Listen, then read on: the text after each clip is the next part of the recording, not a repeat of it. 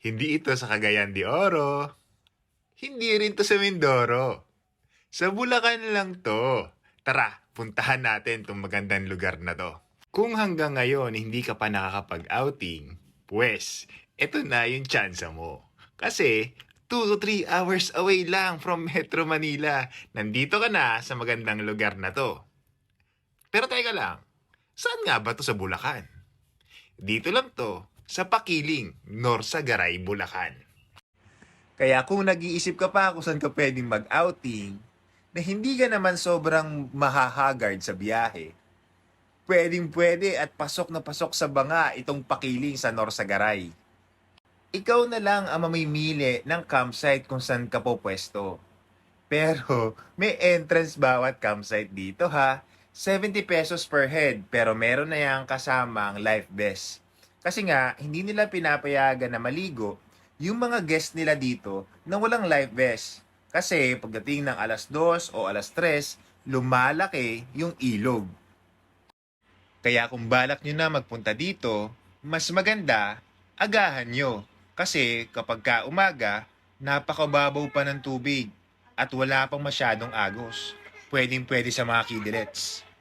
First time ko nga lang din makapunta sa lugar na to. Kala mo naman lagi ako dito, lakas ang loob ko mag-vlog. Pero kasi nga, sabi ng mga caretaker dito, kapag kahapon, nagpapakawala daw ng tubig yung dam. Kaya lumalaki yung tubig nila sa ilog. Sasabihin ko na rin sa inyo kung ano yung mga activities nila dito kahit hindi nyo tinatanong sa akin. Kasi natanong ko na sa kanila yan eh. Pagkahapon, meron sila ditong water rafting kapag malakas na yung agos. Meron sila ditong kayaking. Meron din sila ditong balsa. Meron din sila ditong ATV. Meron din sila ditong hockey. Ay, wow, high hockey. Hindi, wala. Joke lang, wala silang ice hockey dito. Alam ko, iniisip nyo kung may mga cottages ba dito. Oo, meron mga cottages na pwede kayong i-rent dito. Meron nga dito, pwede kayong mag-rent ng may kwarto. Ito, nasa mga 1,000 yata to. Tapos, yung mga cottages nila dito, nag-range yan sa 250 to 600 pesos. Depende sa laki at saka sa quality. Kung sino mga nasa Nipahat, nasa 250 pesos yan. Dahil nga advance ako mag-isip, alam ko na itatanong nyo kung may mga CR ba dito. Meron silang mga CR dito at maayos naman yung CR nila dito.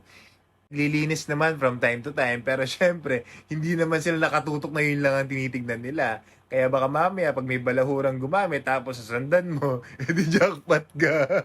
Pero ayos naman yung mga CR nila dito, hindi problema yan. Nararamdaman ko may tanong pa kayo eh. Kung paano pupuntahan tong lugar na to. I-open nyo lang yung Waze nyo, ipin nyo, Triple P Campsite, Norsagaray, Bulacan. Lalabas na yan, ituturo sa inyo ni Waze kung saan kayo dadaan para mapuntahan tong lugar na to. Kagandahan pa dito, wala na kayong lalakarin. Although may konting rough road, pero kaya naman ng mga sasakyan dito. May mga kotse nga ako nakita na kaya yung mga daan eh. So kaya din yan. Wala nga lang dito pampasero sa sasakyan, kaya talaga kailangan meron kayong baong service. Tapos, wala kayong lalakarin kasi nga, pwede nyo nang itabi sa cottage nyo yung sasakyan kapag ka-available yung parking. So, dun sa mga merong mga matatandang kasama na hirap na maglakad, pwede nang doon kayo bumaba sa katabi ng cottage nyo. 'Di ba? Convenient. Doon sa mga nag-iisip na mag-uwi ng bato kasi mukhang magaganda yung mga bato nila dito pang hilod. Pwede naman kayo mag-uwi.